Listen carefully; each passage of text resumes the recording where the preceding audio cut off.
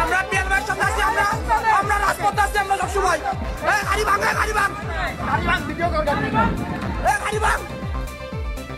গোপালগঞ্জে এনসিপির জুলাই পদযাত্রা ঘিরে উত্তেজনা, পুলিশ ইউএনওর গাড়িতে আগুন ভাঙচুর।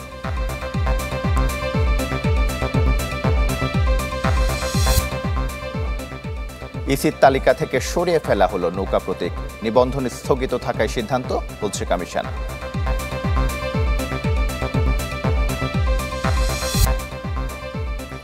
অকুতোভয় আবু সাঈদের ঐতিহাসিক আত্মত্যাগের দিন আজ, রাষ্ট্রীয় শোকে পালিত হচ্ছে জুলাই শহীদ দিবস।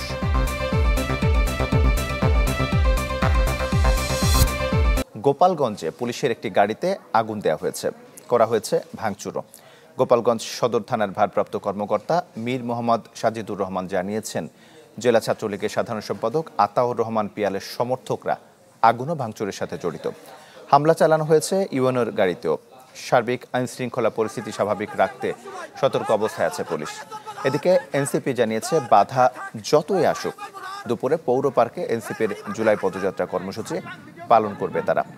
গোপালগঞ্জ সফরকে কেন্দ্র করে সার্জিস আলমের উস্কানি দেওয়ার অভিযোগও নাকচ করেছেন দলটির যুগ্ম সদস্য সচিব মুশফিক সালেহীন।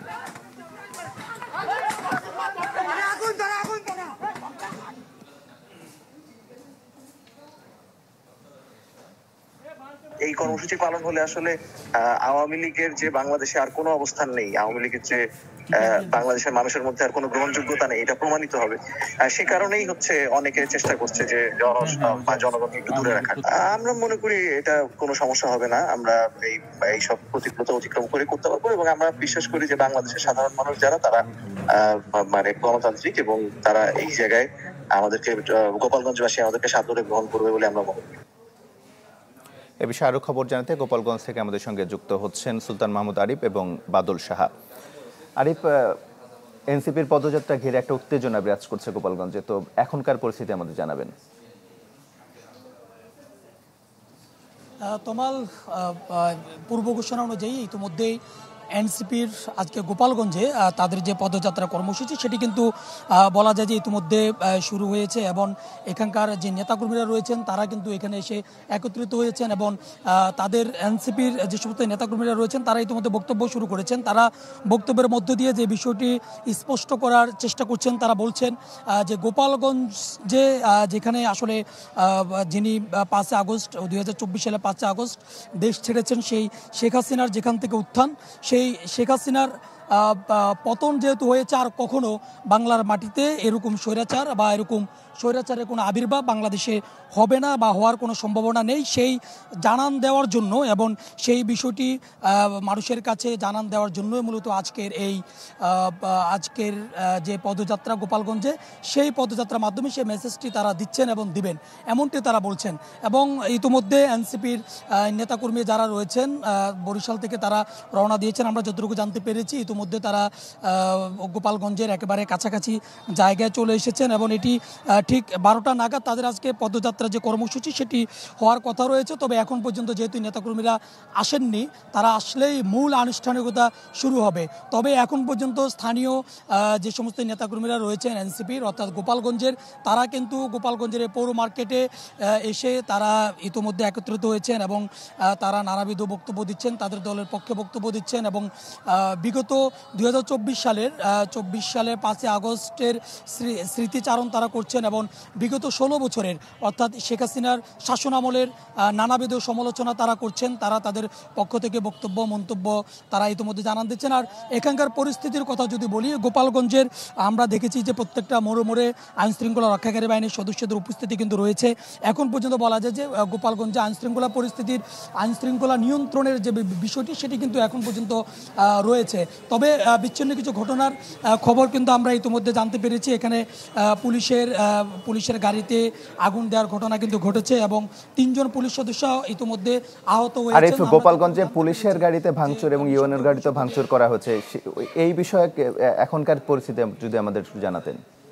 সে বিষয়ে যে পুলিশের গাড়িতে হামলা করা হয়েছে, আমরা যতটুকু জানতে পেরেছি এখন পর্যন্ত 3 জন পুলিশ সদস্য আহত হয়েছেন এবং আমরা খবর পেয়েছি যে ইউএনের গাড়িতেও কিন্তু গাড়ি বহরেও কিন্তু হামলা করেছে। তবে পুলিশের পক্ষ থেকে বলা হয়েছে যে তারা আসলে কে বা কারা হামলা করেছে সেটি স্পষ্ট না হলেও ধারণা করা হচ্ছে যে নিষিদ্ধ ঘোষিত যে ছাত্রলীগ, সেই ছাত্রলীগের নেতাকর্মীরা গোপনভাবে ছাত্রলীগের নেতাকর্মীরা এখানে যে হামলার ঘটনাটি ঘটিয়েছে এবং তারা এখন পর্যন্ত যে এনসিপির যে প্রোগ্রামটি এটিকে বানচাল করার জন্য সর্বোচ্চ চেষ্টা কিন্তু এই গোপন সংগঠন অর্থাৎ যাদের নিষিদ্ধ সংগঠন ছাত্রলীগের পক্ষ থেকে করা হচ্ছে বলে এখানকার স্থানীয় মানুষ যারা রয়েছেন তারাও ধারণা করছেন। পাশাপাশি এনসিপির পক্ষ থেকেও বলা হচ্ছে যে কোনো বানচাল যদি করার চেষ্টা করা হয় বা বানচাল যদি করে তাহলে যে কোনো মূল্যে তাদেরকে মোকাবেলা করা হবে। সব মিলে বলা যায় যে তমাল কিছুক্ষণের মধ্যেই এনসিপির আজকে গোপালগঞ্জের পৌর পার্কে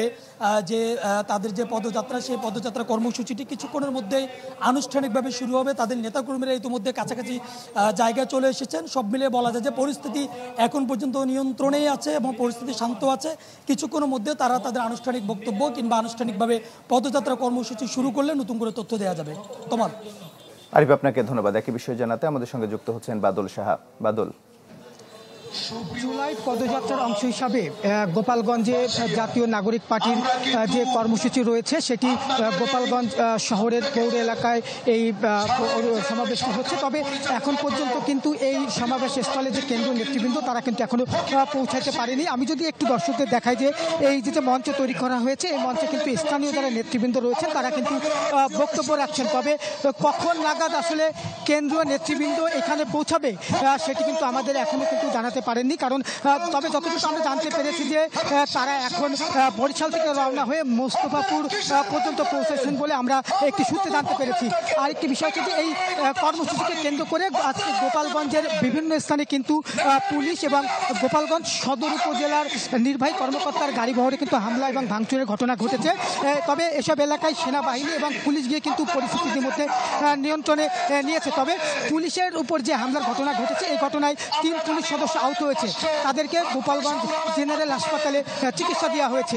আরেকটি বিষয় হচ্ছে যে এই সমাবেশকে কেন্দ্র করে গোপালগঞ্জ সমাবেশ স্থল সহ গোপালগঞ্জ জেলা জুড়ে কিন্তু ব্যাপক নিরাপত্তা নেওয়া হয়েছে যাতে কোনো ধরনের কোনো অপ্রীতিকর ঘটনা না ঘটে। তবে কেন্দ্রীয় নেতৃবৃন্দ আমাদেরকে জানিয়েছেন যে কিছুক্ষণের মধ্যেই এই সমাবেশ স্থলে কেন্দ্রীয় নেতারা উপস্থিত হবেন এবং তাদের যে বক্তব্য সেটি তারা তুলে ধরবেন নেতাকর্মীদের মাঝে। এই ছিল আমার কাছে গোপালগঞ্জের জুলাই পদযাত্রার সবশেষ খবর। তমাল। বাদল, আপনাকে ধন্যবাদ। গোপালগঞ্জে এনসিপির পদযাত্রার খবর জানাতে আমাদের সঙ্গে যুক্ত হয়েছিলেন সুলতান মাহমুদ আরিফ এবং বাদল সাহা। নির্বাচন কমিশনের ওয়েবসাইট থেকে সরে ফেলা হয়েছে আওয়ামী লীগের নৌকা প্রতীক। মঙ্গলবার পর্যন্ত নামের পাশে দলীয় প্রতীক থাকলেও আজ আর দেখা যাচ্ছে না। ইসি জানিয়েছে নিবন্ধন স্থগিত থাকায় নেওয়া হয়েছে এমন সিদ্ধান্ত। বাংলাদেশ নির্বাচন কমিশনের ওয়েবসাইট, যেখানে নিবন্ধিত রাজনৈতিক দলের নাম, নিবন্ধনের তারিখ, প্রতীকের নাম ও প্রতীক উল্লেখ করা আছে। ওয়েবসাইটের তথ্য মতে দেশে নিবন্ধিত রাজনৈতিক দল আছে 50টি। আওয়ামী লীগের নিবন্ধন স্থগিত থাকায় দলটির বিপরীতে প্রতীকের নাম এবং নৌকা প্রতীক রাখা হয়নি। নির্বাচন কমিশন বলছে তফসিলে থাকা 69টির সাথে আরও 46টির প্রতীক যুক্ত করা হয়েছে। এরই মধ্যে তা ভেটিংয়ের জন্য আইন মন্ত্রণালয়ে পাঠানো হয়েছে, যেখানে শাপলা না থাকলেও আছে নৌকা প্রতীক। যদিও রোববার নির্বাচন কমিশনার আব্দুর রহমানুল মাসুদ জানিয়েছিলেন দল বাতিল না হওয়ায় থাকছে প্রতীক। নৌকা তো একটা পার্টিকে, যে কোনো পার্টিকে যখন আমরা সাসপেন্ড করি তো তার মার্কাটা তো থাকবো, মার্কাটা তো নির্বাচন কমিশনের। ওই পার্টি নিপাত না হওয়া পর্যন্ত আপাতত তার কাছেই থাকবে, কারণ আমি তো তাকে একবার বাতিল করে দিই নাই, আপাতত এইভাবে থাকবে। দল হিসেবে নিবন্ধনের সময় শাপলার প্রতীক চেয়ে আবেদন করে এনসিপি। নতুন তালিকায় শাপলার প্রতীক না থাকায় ক্ষুব্ধ প্রতিক্রিয়া দেখিয়েছে দলটি। প্রয়োজনে বিধি সংশোধনের দাবি তাদের। ইলেকশন কমিশন নিশ্চয়ই কারো দ্বারা প্ররোচিত হয়ে তারা শাপলা দেওয়া যাবে না মর্মে সিদ্ধান্ত নিয়েছে। আমরা মনে করি এটা তাদের পরিবর্তন করা উচিত। আমরা এখনও আশাবাদী। আমরা ইলেকশন কমিশনে পার্সু করেছি, আমরা কথা বলেছি যে আপনারা এই শাপলা প্রতীক বিধি সংশোধন করে সেখানে অন্তর্ভুক্ত করেন। একই সাথে নৌকা প্রতীক বাদ দেওয়ারও দাবি জানান এনসিপি নেতারা। Ashikin Prince, channel 24, Dhaka. জুলাই শহীদ দিবস উপলক্ষে আজ রাষ্ট্রীয়ভাবে শোক পালন করছে বাংলাদেশ। এ উপলক্ষে সরকারি, আধা সরকারি ও স্বায়ত্তশাসিত প্রতিষ্ঠান, বিদেশে বাংলাদেশ মিশন এবং শিক্ষা প্রতিষ্ঠানে জাতীয় পতাকা অর্ধনমিত রাখা হয়েছে। রাষ্ট্রীয় শোকের অংশ হিসেবে গণঅভ্যুত্থানের শহীদদের আত্মার মাগফিরাত কামনায় দেশের সব মসজিদে বিশেষ দোয়া এবং অন্যান্য ধর্মীয় প্রতিষ্ঠানে বিশেষ প্রার্থনার আয়োজন করা হবে। 16 জুলাইকে জুলাই শহীদ দিবস ঘোষণা করে গত 2 জুলাই প্রজ্ঞাপন জারি করে মন্ত্রিপরিষদ বিভাগ।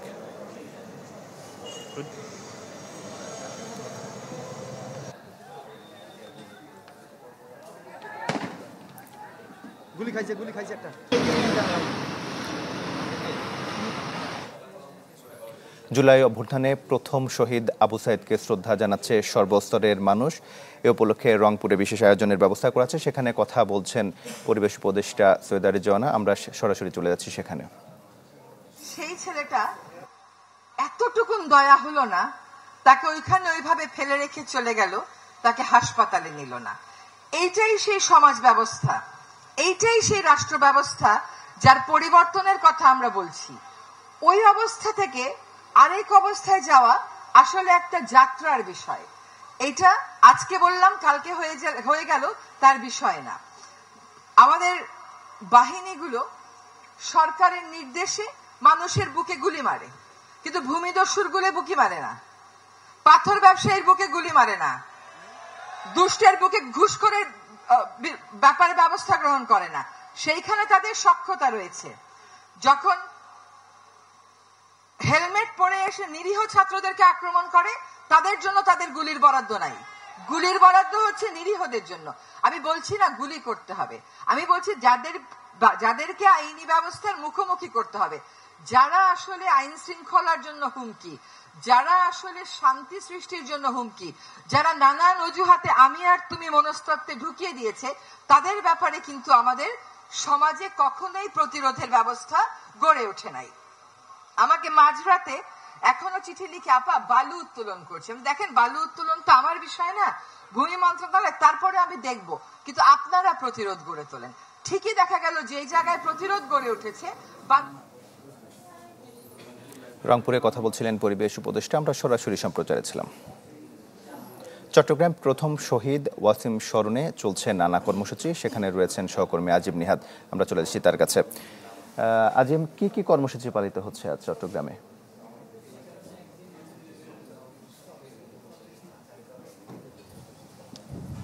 সকাল থেকে আসলে আমরা যেটি দেখেছি, শুধুমাত্র একটি ছাত্র সংগঠন, ছাত্রদলের পক্ষ থেকে একটি তাদের কেন্দ্রীয় একটি প্রতিনিধি দল, তারা সকালে এসে প্রথমে ওয়াসিমের বাড়িতে গিয়েছিলেন। সেখানে তার বাবা মায়ের সাথে, তার পরিবার পরিজনের সাথে কথা বলেছেন এবং তাদের খোঁজখবর নিয়েছেন। পরে তারা এই বর্তমানে মেহেরনামায়, যেখানে আমি তার কবরের পাশে রয়েছে, সেখানে তারা এসে তার সমাধিতে এসে শ্রদ্ধা জানিয়েছেন এবং জিয়ারত করেছেন। এবং এর আগে আমরা যেটি দেখেছি, একদম সকালে স্থানীয় শিবিরের নেতৃত্বে শিবিরের একটি প্রতিনিধি দল তারাও কবর জিয়ারত করতে এসেছিলেন। তবে সেই থেকে এখন পর্যন্ত কোনো রাজনৈতিক দল, সামাজিক সংগঠন বা উপজেলা প্রশাসনের পক্ষ থেকে কোনো ধরনের আয়োজন এখন পর্যন্ত চোখে পড়েনি। যদিও বলা হচ্ছে যে বিকেল 3টার দিকে কৃষক দলের পক্ষ থেকে একটি শোক র্যালির আয়োজন করা হয়েছে। সেটি এখানে করা হবে নাকি উপজেলায় চত্বরে করা হবে সেটি এখনও নির্ধারণ করা হয়নি।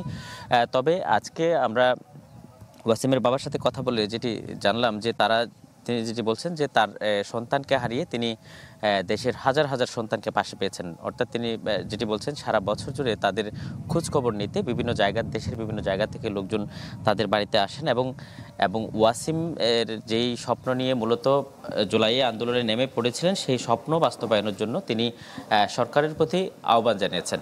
এ ছিল আমার কাছে এখান থেকে সর্বশেষ। আজিম, আপনাকে ধন্যবাদ। আজিম নিহাদ আমাদের সঙ্গে সরাসরি যুক্ত হয়েছিলেন। আজ ঐতিহাসিক 16 জুলাই, আবু সাইদ নামের এক অকুতোভয় তরুণের আত্মত্যাগের দিন।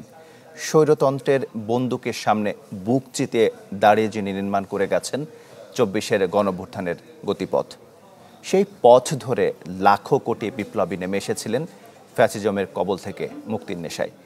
রংপুরের বেগম রোকেয়া বিশ্ববিদ্যালয়ের শিক্ষার্থী আবু সাইদের শহীদ হওয়ার স্মৃতিবিজড়িত স্থান ঘুরে রিপোর্ট করেছেন নীল মাহবুব, ছবি তুলেছেন মমিনুল হক আফান। ছররা গুলি, ঝাঁঝরা বুক, রক্তাক্ত রাজপথ। ওই সময় মাইকে বলা হচ্ছে আপনারা গুলি বন্ধ করেন, আপনারা মারিয়েন না, এগুলো কিন্তু মাইকে বলা হচ্ছে বারবার, তারপরে কিন্তু তারা হামলাটা চালাচ্ছে। একটি মৃত্যু, এক দফা দাবি, একটি গণ অভ্যুত্থান। মানে ভিডিও ফুটেজগুলো যদি দেখেন তাহলে দেখবেন ওইখানে কিভাবে মানে ৬-৭ জন পুলিশ মিলে তাকে মারছে।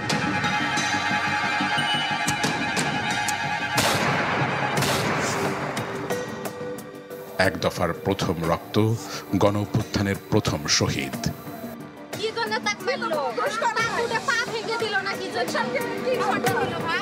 একজন আবু সাইদ, দ্রোহের আগুনে বিদ্রোহের স্ফুলিঙ্গ।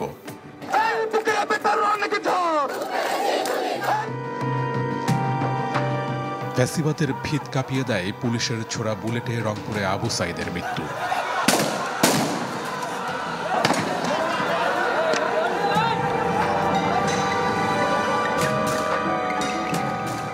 স্লোগানে, মিছিলে, ধিক্কারে চিৎকার করে ওঠে পুরো দেশ। ক্যালেন্ডারের পাতায় ১৬ই জুলাই তাই যেন দীর্ঘ জুলাইয়ের বাঘ ঘোরানো প্রথম অভ্যুত্থান। মৃত্যু তো সবারই হয়, মৃত্যু অনেকেরই হয়, কিন্তু আবু সাইদ যেভাবে বুক চিতিয়ে লড়াই করছে, মানে শাসকের বুলেটকেও যে সুন্দরভাবে আহ্বান জানাতে পারে যে নও, তুমি আমার জীবন নিতে পারো, নও। এক বছর পর রংপুরে ফিরে দেখা ১৬ই জুলাই সহযোদ্ধাদের বয়ানে। ১৬ তারিখে যখন রংপুর শহর থেকে বিভিন্ন স্কুল কলেজ শিক্ষা প্রতিষ্ঠান থেকে শিক্ষার্থীরা একজোট হয়ে আমরা মিছিল নিয়ে আসি, আমরা এখানকার পরিবেশটা খুবই ভয়াবহ দেখি। এখানে একটা ১৪৪ ধারা জারি হয়েছে, এরকম একটা পরিস্থিতি। কিন্তু আসলে এরকম তো পরিবেশ ছিল না, কিন্তু ওনারা এরকম একটা পরিবেশ ক্রিয়েট করছে যে শিক্ষার্থীরা এখানে দাঁড়াতেই না পারে, এবং তারা সাউন্ড গ্রেনেড মারলো, তারা ওইখানে টিয়ার গ্যাস মারলো, মারার পর আমরা কিন্তু ছত্রভঙ্গ হয়ে গেলাম। তার মাথায় হেড ইঞ্জুরিটা প্রথম ওইখানে হয় আর কি, এবং সেখানে যে স্প্রিন্ট মানে তাদের যে রড মানে ইস্পাতে পুলিশের আপনি দেখতে পারবেন ছবিতে, সেটা কিন্তু দিয়ে মারছে আর কি, তো এখানে আঘাতটা পাইছে। যখন মিছিলটি ছত্রভঙ্গ হয়ে গেল এবং দফায় দফায় যখন লাঠিচার্জ করা শুরু করলো এবং টিয়ারশেল নিক্ষেপ করতে শুরু করলো, তখন আবু সাইদ প্রতিবাদ করতে থাকলো যে শুট মি, শুট মি।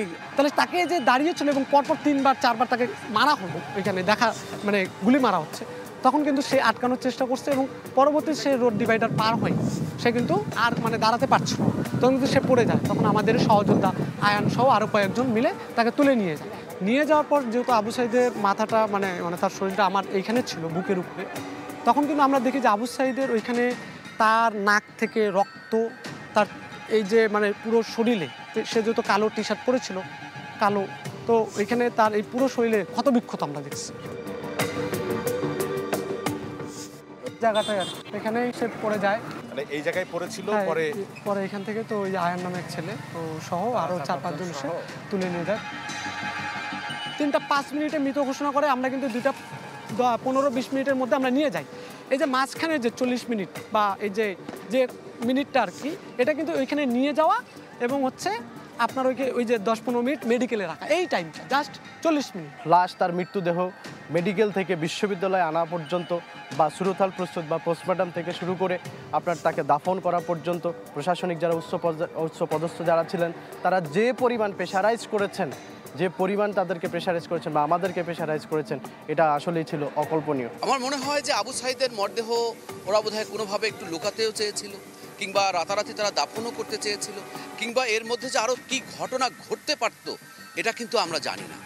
এটার মধ্যে নানান রকম দূরভিসন্ধি আটবার একটা চেষ্টা করেছিল বলে আমাদের বারবার মনে হচ্ছে।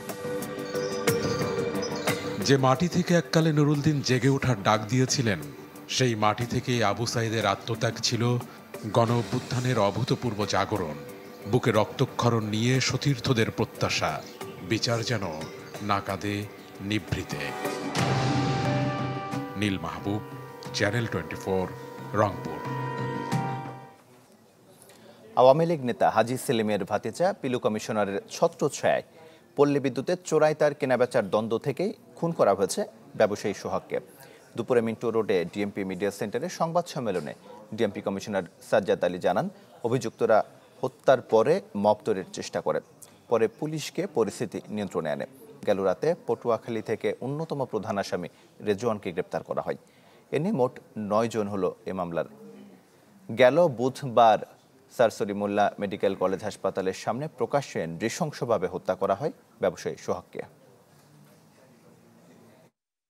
এই ঘটনায় পাথর নিক্ষেপকারী 2 জন সহ মোট 9 জন আসামিকে গ্রেপ্তার করা হয়েছে। অন্যান্য আসামিদের গ্রেপ্তারের চেষ্টা অব্যাহত আছে। পিল্লু কমিশনারের ছত্রছায়ায় তারা অ্যালুমিনিয়ামের পল্লী বিদ্যুতের তারের ব্যবসা করে। এই 5 আগস্টের পট পরিবর্তনের ফলে সে আবার তার ভোল পাল্টায়া এদিকে আসছে। এইখানে আরেকটা গ্রুপ এই ব্যবসার সাথে জড়াই গেছে। তখন ব্যবসায়িক একটা বিভেদ তৈরি হয়েছে ওই দুইজনের মধ্যে, এবং এরা আগে থেকেই পূর্ব পরিচিত। ফেনীর ফুলগাজীর আমজাদহাটে পুলিশের উপর হামলা চালিয়ে হাতকড়া সহ পালিয়ে গেছে আসামি। পলাতক কবির আহমদ চৌধুরী প্রকাশ ওয়ার্ল্ড বিএনপির সাবেক সাংগঠনিক সম্পাদক। পুলিশ জানায় অভিযুক্ত কবির আহমদ চৌধুরী প্রকাশ নারী নির্যাতন মামলার আসামি। মঙ্গলবার সন্ধ্যায় পুলিশের একটি বাড়িতে অভিযান চালিয়ে তাকে গ্রেপ্তার করে। এ সময় পুলিশ সদস্যদের উপর হামলা চালায় তার স্বজনরা। পরে হাতকড়া সহ পালিয়ে যায় প্রকাশ। এ ঘটনায় আহত হয়েছেন 3 পুলিশ সদস্য। পলাতক প্রকাশকে ধরতে অভিযান চালাচ্ছে পুলিশ। গোপালগঞ্জে পুলিশের একটি গাড়িতে আগুন দেওয়া হয়েছে, করা হয়েছে ভাঙচুরও। সমাবেশ স্থলে চলছে ধাওয়া পাল্টা ধাওয়া। এ বিষয়ে আরো জানাতে গোপালগঞ্জ থেকে সরাসরি যোগ দিচ্ছেন সুলতান মাহমুদ আরিফ। আরিফ, জুলাই পদযাত্রা ঘিরে জেলায় উত্তেজনা বিরাজ করছে। আপনি যেখানে আছেন সেখানে কি অবস্থা আরিফ, জানাবেন। সকাল থেকে তারা প্রোগ্রামটি শুরু করেছিল, নেতাকর্মীরা বক্তব্য দিচ্ছিলেন। কিছুক্ষণ আগে আমরা দেখেছি যে একটি শ্রেণী এখানে উপর্যুপরিয়ে কিছু দুর্বৃত্তরা এখানে এসে হামলা করেছে এবং কয়েকটি ককটেল বিস্ফোরণের ঘটনা ঘটেছে। এবং এনসিপির যারা নেতাকর্মীরা রয়েছেন তাদের সাথে ধাওয়া পাল্টা ধাওয়ার ঘটনা কিন্তু এখানে ঘটেছে। এবং বলা যায় যে কয়েকটি ককটেল বিস্ফোরণের ঘটনা কিন্তু ইতিমধ্যে ঘটেছে এখানে। এবং বলা যায় যে এখন পরিবেশটা অনেকটা বলা যায় যে কিছুটা শান্ত আছে এখন পরিস্থিতি। তবে এখন পর্যন্ত এখানে যে থমথমে যে পরিস্থিতি তৈরি হয়েছে সেটি কিন্তু চলমান রয়েছে এবং ধাওয়া পাল্টা ধাওয়ার যে ঘটনা সেটি কিন্তু ঘটছে।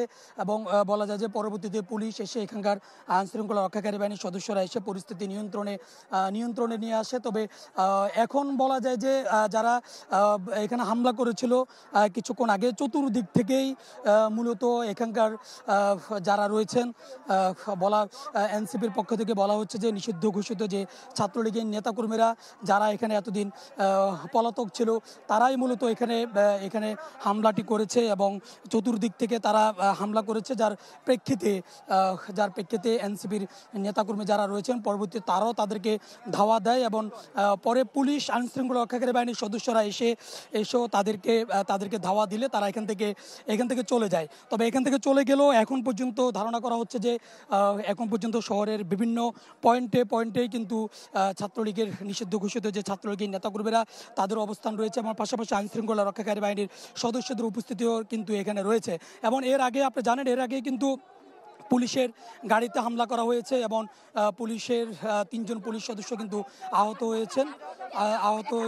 হয়েছেন এবং এরপর থেকেই মূলত এক ধরনের থমথমে পরিস্থিতি কিন্তু এখানে তৈরি হয়েছে।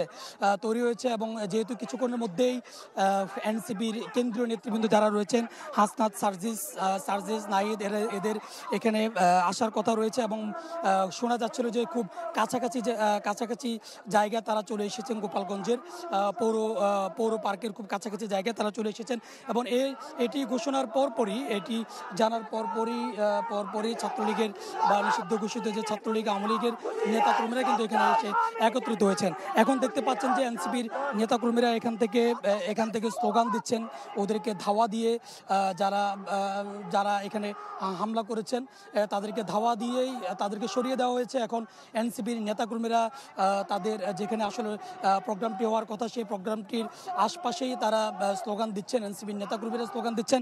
এবং বলা যায় যে এই ঘটনার আসলে এর আগে পুলিশের গাড়িতে হামলার পর থেকেই মূলত যে গোপালগঞ্জ জুড়ে এক ধরনের যে আতঙ্ক সেই আতঙ্ক কিন্তু তৈরি হয়েছে। এবং এর আগেও কিন্তু আমরা দেখেছি যে আওয়ামী লীগের ছাত্রলীগের বিভিন্ন পেজ থেকে গোপালগঞ্জ কেন্দ্রিক যে এখানে এক ধরনের তারা এনসিপির যে প্রোগ্রাম সেই প্রোগ্রামটি কোনো ক্রমে তারা বাস্তবায়ন করতে দিবে না, এ ধরনের কিন্তু সোশ্যাল মিডিয়াতে নানান ধরনের তারা ঘোষণা নির্দেশনা দিয়েছিল এবং সেই প্রেক্ষিতে বলা যায় যে কিছুক্ষণ আগে যে ধাওয়া পাল্টা দেওয়ার ঘটনাটি ঘটেছে সেটি যেন এখানকার আতঙ্ক বা থমথমে পরিস্থিতিকে আরও বড় আকারে ধারণ এখানে করেছে এবং সাধারণ মানুষ আমরা দেখেছি যে এখানকার যারা সাধারণ মানুষ রয়েছেন তারা দিক বিদিক ছুটে চলে গিয়েছেন এবং বলা যায় যে এখানে যে অন্যান্য জেলায় যেভাবে এনসিপির নেতাকর্মীরা যেভাবে তারা তাদের যে পদযাত্রা জুলাই মাসব্যাপী যেভাবে পদযাত্রা করেছেন সেই পদযাত্রার বিপরীতে গোপালগঞ্জের এই পদযাত্রাটি আসলে এনসিপির নেতাকর্মীদের জন্য কিন্তু এক ধরনের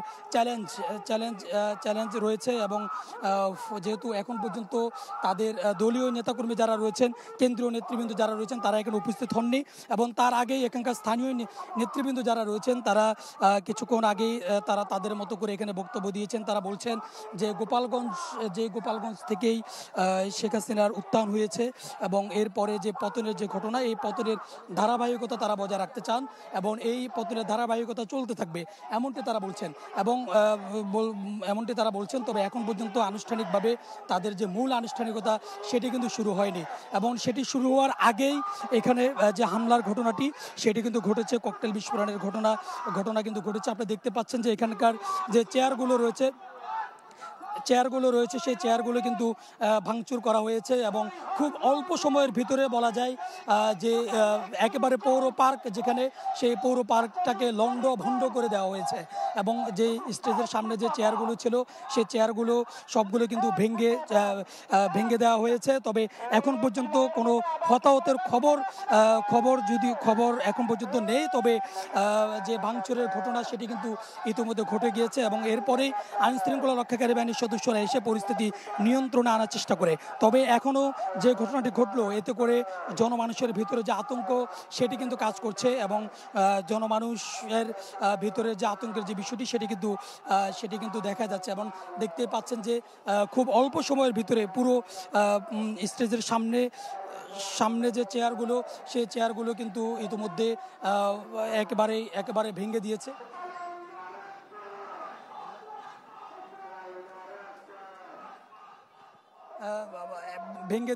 এবং নেতাকর্মীরা এনসিপির নেতৃবৃন্দরা এখন নানান ধরনের স্লোগান তারা দিচ্ছেন। ছাত্রলীগ বিরোধী যে সমস্ত স্লোগানগুলো রয়েছে সেই স্লোগানগুলো তারা দিচ্ছেন এবং পাশাপাশি তাদের নেতৃবৃন্দরা এখন বলা যায় যে এনসিপির নেতৃবৃন্দ যারা রয়েছেন তারাও কিন্তু অনেকটা ছড়িয়ে ছিটিয়ে আছেন। তবে বলা যায় যে এখন যখনই এখানে আসলে বহিরাগতরা এবং বলা যায় যে বলা হচ্ছে যে নিষিদ্ধ ঘোষিত ছাত্রলীগের নেতাকর্মীরা যখনই এখানে হামলা করেছে এবং এরপরই এনসিপির নেতৃবৃন্দরাও কিন্তু তাদেরকে ধাওয়া দেয়। পরবর্তীতে আইনশৃঙ্খলা রক্ষাকারী বাহিনীর সদস্যরা এসে পরিস্থিতি নিয়ন্ত্রণে নিয়ে আসে, কিন্তু নিয়ন্ত্রণে আনলেও এখনকার পরিস্থিতি যদি আমি বলি একেবারে থমথমে একটি পরিস্থিতি বিরাজ করছে। তার কারণ হলো এর আগেই কিন্তু আমরা এখানকার জনসাধারণের সাথে কথা বলেছি। তারা বলছিলেন তাদের ভিতরে এক ধরনের শঙ্কা কাজ করেছে যে এখানে যে কোনো ধরনের বিশৃঙ্খলা বা যে কোনো ধরনের ঘটনা ঘটতে পারে। এই জন্য কিন্তু জনমানুষের ভিতরে অনেক আগ থেকেই আতঙ্ক কাজ করেছিল। যে আতঙ্কটা আরও বেড়েছিল যখন খোদ আইনশৃঙ্খলা রক্ষাকারী বাহিনীর সদস্য অর্থাৎ পুলিশের গাড়িতে যখন হামলা করেছে, 3 জন পুলিশ সদস্য যখন আহত হয়েছে, তারপরে এখানকার যে পরিস্থিতি সেটি কিন্তু আরও বড় আকার ধারণ করেছে এবং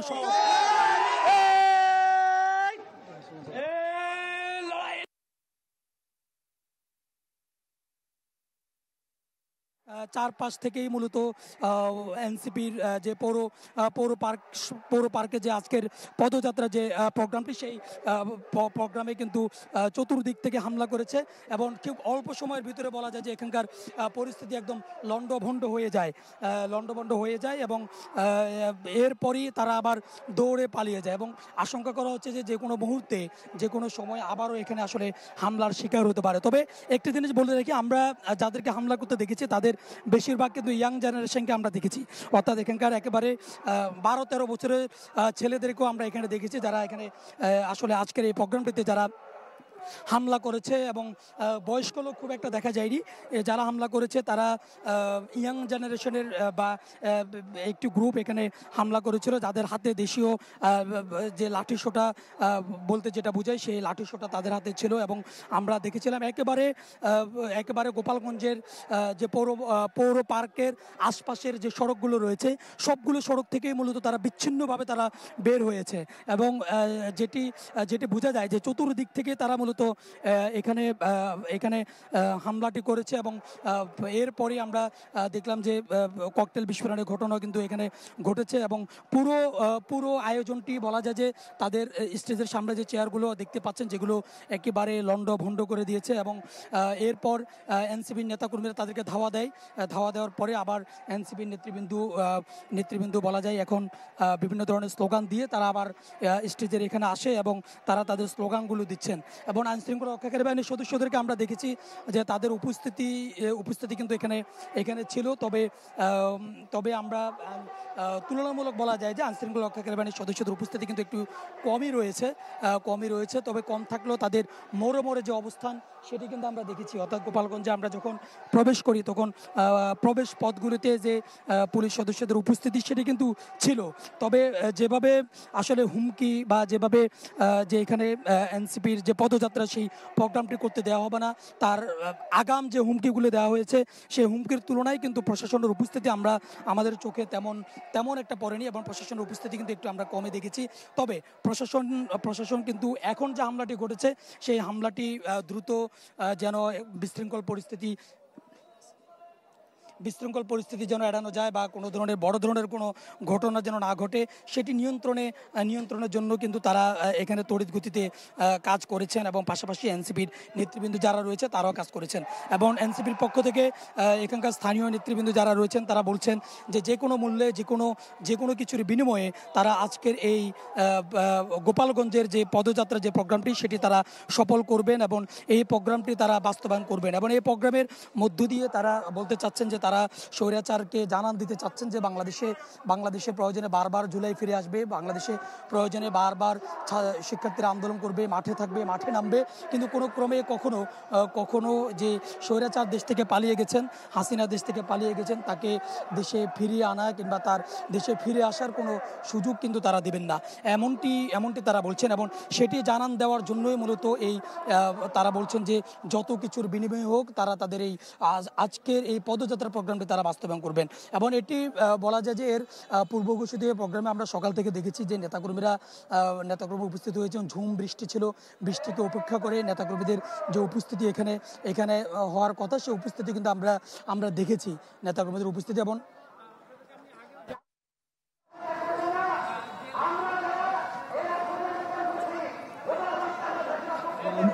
উপস্থিতি তবে এখন সর্বশেষ পরিস্থিতি যদি বলার চেষ্টা করি দেখতে পাচ্ছেন যে আইনশৃঙ্খলা রক্ষাকারী বাহিনীর সদস্যরা কিন্তু এখানে উপস্থিত রয়েছেন এবং এনসিপির যে সমস্ত নেতাকর্মীরা রয়েছেন তারা কিন্তু উপস্থিত রয়েছেন। তবে একটি বিষয় হলো এখানে সাধারণ মানুষের মধ্যে আসলে কে হামলাকারী কারা এখানে উপস্থিত রয়েছেন কিনা সেটি কিন্তু বোঝা মুশকিল। তার কারণ হচ্ছে কিছুক্ষণ আগে যখন চারোদিক থেকে যখন এখানে হামলা করা হয়েছে আমরা দেখেছিলাম যে এখানে অবস্থানরত কিছু লোকও কিন্তু সেখানে সেই হামলার সাথে জড়িত হয়েছেন।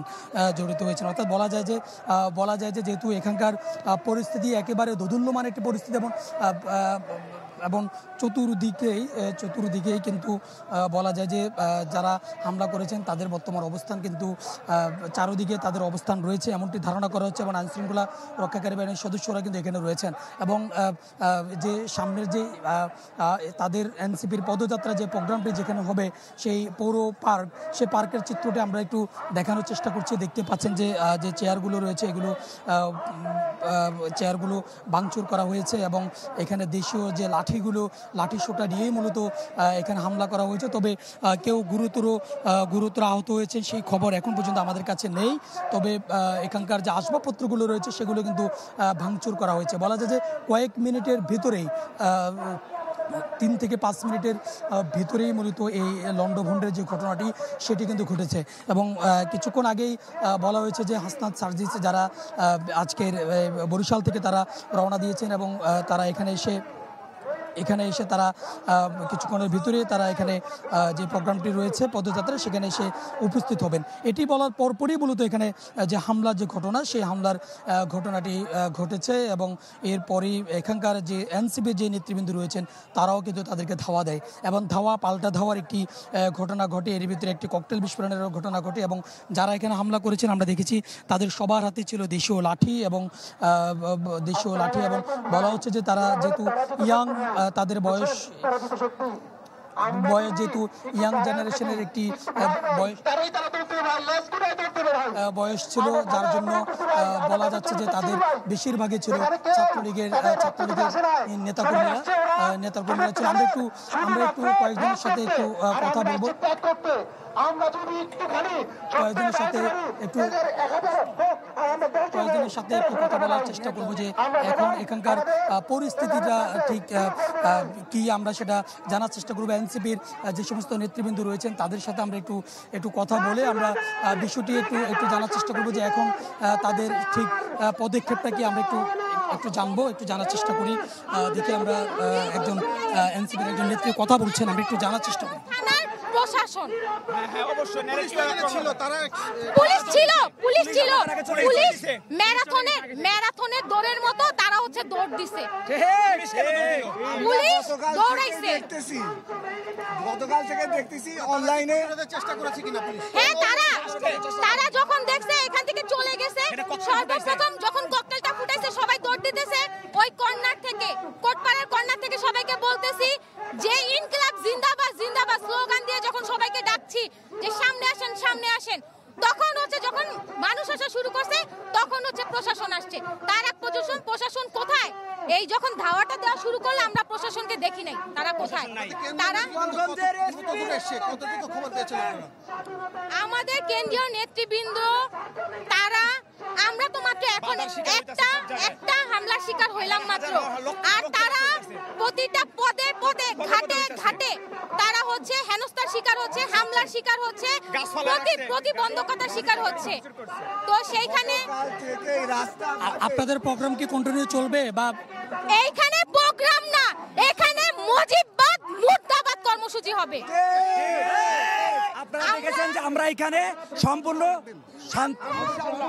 আপনারা দেখেছেন যে আমরা এখানে সম্পূর্ণ শান্তিপূর্ণ সমাবেশ করছিলাম।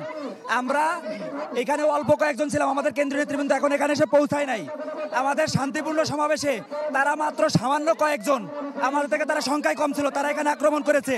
কিন্তু আমাদের পুলিশ বাহিনী এখানে, তারা আশেপাশে কয়েকশো পুলিশ সদস্য, বিপিএন সদস্য এবং অন্যান্য বাহিনী সদস্য ছিল, তারা সবাই আমাদের আগে তারা আমাদেরকে ফেলে রেখে দৌড় দিছে এবং তারা যথাযথ কোনো ব্যবস্থা নেয় নাই।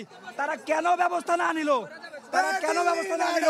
এই বিষয়ে আমরা প্রশাসনের কাছে জবাব চাই যে আমরা তো কোনো প্রকার আক্রমণে যাই নাই, আমরা শান্তিপূর্ণভাবে অল্প কিছু লোক বৃষ্টির মধ্যে এখানে কর্মসূচি। এখানে কারা হামলা করতে পারে বলে আপনারা ধারণা করছেন? কিশোর গ্যাং ভাড়া করে হামলা করানো হইতাছে, অনেক কারা এটা তো খুলে বলতে পারতাছি না। কিশোর গ্যাং ছাড়া, ছাত্রলীগ ছাড়া কারা করবো? লীগের টুকাইগুলো আমাদের এই শান্তিপূর্ণ পদযাত্রায় ওরা আমাদের এসে হামলা করছে। আমরা বলতে চাই এই গোপালগঞ্জ থেকে ছাত্রলীগের কুলাঙ্গারদের আমরা উৎখাত করে ছাড়বো ইনশাআল্লাহ। আমরা কখনো চাইনি যে গোপালগঞ্জ বৈষম্যের শিকার হোক। আমরা সেই দাবি নিয়ে এই গোপালগঞ্জে এসেছি যে গোপালগঞ্জের মানুষ তারা তাদের অধিকার ফিরে পাক, বৈষম্যের শিকার না হোক। কিন্তু তারা আমাদের সাথে বেইমানি করেছে, সুতরাং এই ছাত্রলীগের কুলাঙ্গারদের আমরা এই গোপালগঞ্জের মাটি থেকে উৎখাত করেই ছাড়বো। দেখছিলেন আমরা কথা বলছিলাম যারা এনসিপির নেতৃবৃন্দ রয়েছেন তাদের সাথে আমরা কথা বলেছি। তারা বলছিলেন যে বলছেন যে আইনশৃঙ্খলা রক্ষাকারী বাহিনীর সদস্যদের নিষ্ক্রিয়তা কিন্তু এখানে ছিল, যার কারণে এ ধরনের হামলার শিকার তারা হয়েছেন এবং সেই নিষ্ক্রিয়তার প্রতিবাদও কিন্তু তারা জানাচ্ছেন যে আইনশৃঙ্খলা রক্ষাকারী বাহিনীর সদস্যরা যদি এখানে সরব থাকতো তাহলে এমন হামলা কিন্তু ছাত্রলীগের নিষিদ্ধ সংগঠন যাদের অবস্থান এখানে রয়েছেন তারা করতে পারতো না এমনটি বলছেন। এবং তারা অভিযোগ করছেন যে এখানে যে যে কিশোর গ্যাংয়ের সদস্যদেরকে ভাড়া করে, অর্থাৎ কিশোর গ্যাংয়ের সদস্যরাই মূলত এখানে হামলাটি করেছেন এবং তাদেরকে ভাড়া করে এনে এখানে যে হামলার ঘটনাটি ঘটানো হয়েছে এটি বলা হচ্ছে। এবং বলা যায় যে এক ধরনের যে থমথমে পরিস্থিতি সেটি কিন্তু এখানে বিরাজ করছে এবং এক ধরনের থমথমে পরিস্থিতি এখানে রয়েছে।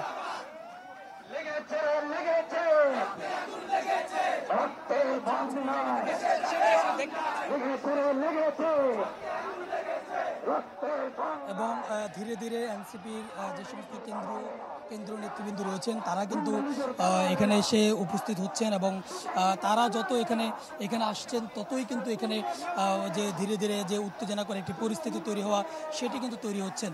এবং আমরা দেখতে পাচ্ছি যে ইতিমধ্যে যারা এনসিপির নেতৃবৃন্দ।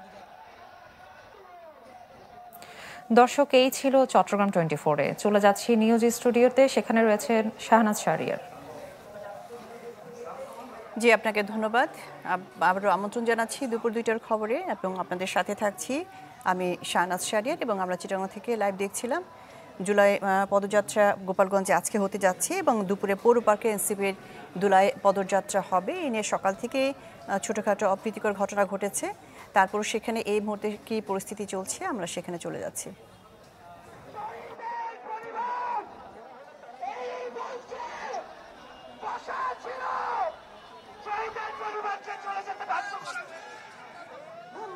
এবং ইতিমধ্যে এনসিপির যে এনসিপির কেন্দ্রীয় নেতৃবৃন্দ যারা রয়েছেন তারা কিন্তু এখানে উপস্থিত হয়েছেন এবং তাদেরকে গ্রহণ করার জন্য, রিসিভ করার জন্য কিন্তু আমরা দেখতে পাচ্ছি যে কয়েকটা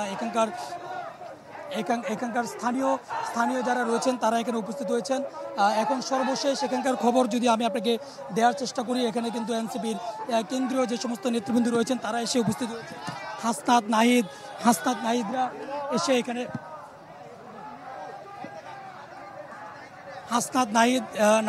এখানে উপস্থিত হয়েছেন ইতিমধ্যে।